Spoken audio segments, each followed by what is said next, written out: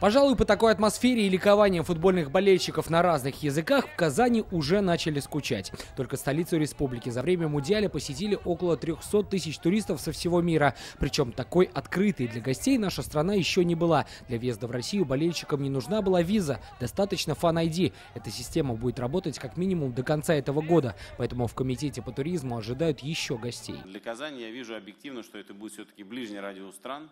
То есть это страны Ближнего Востока, это страны европейские, поэтому точную цифру сейчас прогнозировать, конечно же, опять же тяжело, но хотелось бы, чтобы вернулись максимально все. Излюбленным местом для футбольных фанатов стал фестиваль болельщиков. 800 тысяч. Столько людей побывало на главной развлекательной площадке Казани за все дни Мундиаля. 2 огромных экрана, сцены, игровые зоны и сотни тонн аппаратуры. Инфраструктура площадки будет служить казанцам и в будущем. Небольшой секрет открою.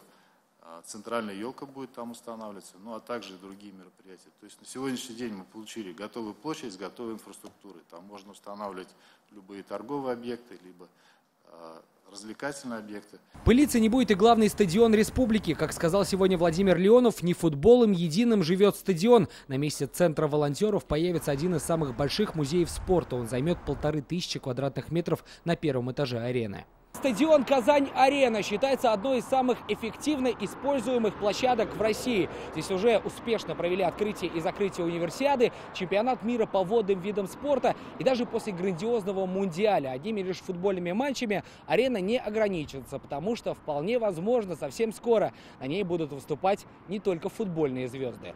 Один из таких тоже посылов, который тоже будет обсуждаться, это использование непосредственно самого стадиона для проведения крупномасштабных шоу. Это совершенно нормальная международная практика. Мы тоже вчера вспоминали, позавчера, по-моему, Бейонсе выступала на Стад де Франс. Остается надеяться, что такие шоу скоро увидят и казанцы, и арена повторит свой рекорд посещаемости. Сергей Хайдаров, Александр Лобанов, ТНВ, Казань.